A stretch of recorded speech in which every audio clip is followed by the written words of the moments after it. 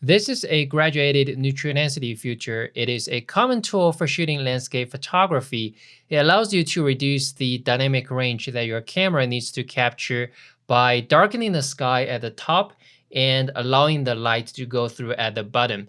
With this filter, you might be able to capture the entire dynamic range with one shot so that you don't need to do exposure blending or HDR in post. This is a two-stop soft edge graduated neutral density filter, and this is a three-stop soft edge graduated neutral density filter.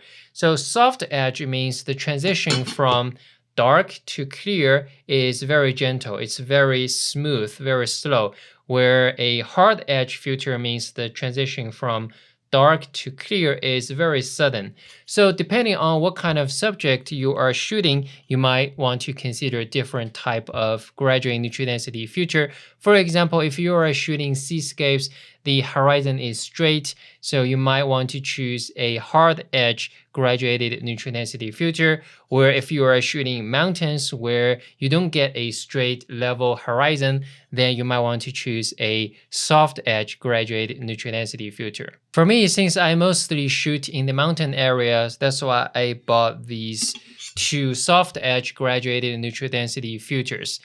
And I have been using these filters for a while, but I found that recently I use these graduated neutral density filters less and less. And I actually have decided to move away from this square graduated neutral density filter, and I tried to move to those round screw-on filters. And here's the reason. The major reason for that is because I think most of the time, I can recreate this graduate neutral density filter effect in the post. If my raw file already contains all the information in the sky, all the information in the highlight, then it's pretty easy. I just go to the post-processing software. I can apply a gradient mask tool from the sky, and then I can darken the sky from there. So I don't really need a graduate neutral density filter on location to darken the sky.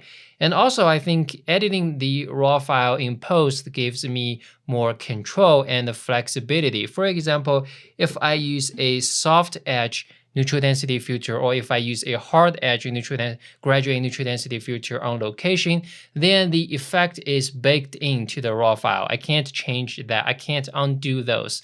But in post, I can adjust my gradient mask tool. If I want a soft edge, I can use a bigger gradient mask. If I want a hard edge, then I just use a small gradient mask tool. So I have that control in post. Now, if a raw file can't contain the entire dynamic range, if I lose some information in the sky or in the highlights, then I will do exposure bracketing on location, and then I will get multiple different exposures. And in post-processing, I will bring those exposures into Photoshop, and I can easily recreate this graduated neutral density filter effect by applying a gradient mask tool and select the sky from the darker exposure. And again, when do it in post-processing, it gives me more control. I can select what kind of edge I want to use. I can apply a soft edge or a hard edge. I can apply opacity. I have more flexibility and control over the final results. The other reason is sometimes even if you use a soft edge graduated neutral density filter, but when shooting mountains or shooting anything that stands out from the horizon, you could still see the gradient on your subject. Even though it is subtle, but sometimes you can still see the effect there, and you can't undo those.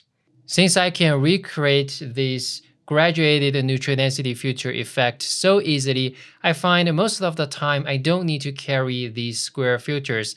I still find I need neutral density filters because sometimes I still want to extend the shutter speed. I found it's still easier with a neutral density filter to extend the shutter speed to get the water super smooth or get the clouds in the sky. And also I find I still need a polarizing filter, but I don't need these GND graduated neutral density filters. And that got me thinking, why am I still carrying these square filters if I only need a neutral density filter and a polarizing filter? Because let me show you. This is the pouch for my square filters, and it holds a square filter, a holder kit, and 2 graduated neutral density filter, 2 neutral density filters, and a polarizing filter. This is how big this pouch is. Now, if I don't need to use graduated neutral density filter, then I can just go with round screw-on filters. I have 2 82mm round screw-on neutral density filters. They are both from Hoya. One is 10 stop, the other is 4 stop. And I also have some step-up rings for my smaller lenses. This is a 82mm polarizing filter from a company called B+W. Doesn't mean black and white. This is a step-up ring from 72mm to 82mm. So just to give you an example, this is my Fuji 10 to 24mm f4 wide-angle zoom lens, and the filter thread is 72mm. So I can put on this step-up ring,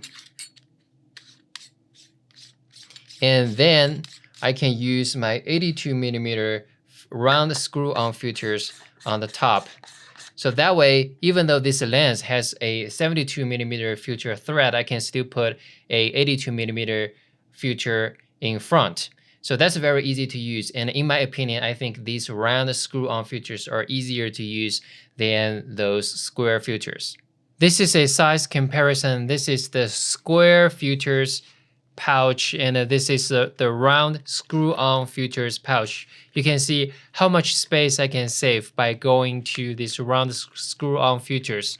While these screw-on filters take less space and easier to set up, they also have disadvantages. For example, if you want to stack multiple ND filters together, you might get heavy vignette around the corners, especially if you are using a large filter thread lens. For example, if you are shooting some 24 to 70 f2.8 lens, then the filter thread is probably 82mm. And in that case, if you stack multiple ND filters, then you might get vignette around the corners, where I found that that's no issue with those square dropping filters. But I found that most of the time I don't need to stack multiple ND filters. The 10 stop ND filter is good enough for me, so I'm fine with it. The other issue you want to consider is when you want to use the polarizing filter with the ND filter, and in that case you want to attach your polarizing filter to your lens first, so that way you can see the polarizing effect, and then you want to attach your ND filter to your polarizing filter. But then you have to be really careful that you don't accidentally touch or turn your polarizing filter. So in that area, I think the square filter, the dropping filter are better because they separate your polarizing filter and ND filter so they don't touch each other. Alright guys, do you use graduated neutral density filter? Do you prefer round filters or square filters? Let me know in the comments below. Alright, that's today's video, and I hope you enjoyed this video. And just a couple quick updates. The first update is I was told by Phase 1 that they have decided to extend the Capture One 50% off discount promotion until the end of April 2019. So if you are interested in Capture One for Sony or Capture One for Fuji, now you can still get 50% off until April 2019. The second update is that Skylum just released a new software called AirMagic, which is dedicated for processing your drone photos. It uses some fancy AI features to automatically apply adjustments to your photos taken by a drone. If you are interested in that, check out more information on the website. You can download a free version, give it a go, try if you like it. If you decided to buy the software, you can use the coupon code MING to save some dollars. Also, Skylum has released a new plugin for Lightroom and Photoshop called Luminar Flex. It allows you to use all the fancy AI-powered features that you can find in Luminar 3 in Lightroom and Photoshop. Again, it gives you a free download to try it out. If you decided to buy the plugin, you can use the coupon code MING to save some money. Actually, you can use the coupon code MING for all Skylum software, including Luminar 3 and Aurora HDR 2019 as well. Alright guys, that's it from me today. Please hit the like button if you enjoyed this video. And also, if you're the first time on my YouTube channel, please consider subscribing for more photography tutorials and tips and tricks. Alright guys, enjoy photography. Hope to see you next time. Bye.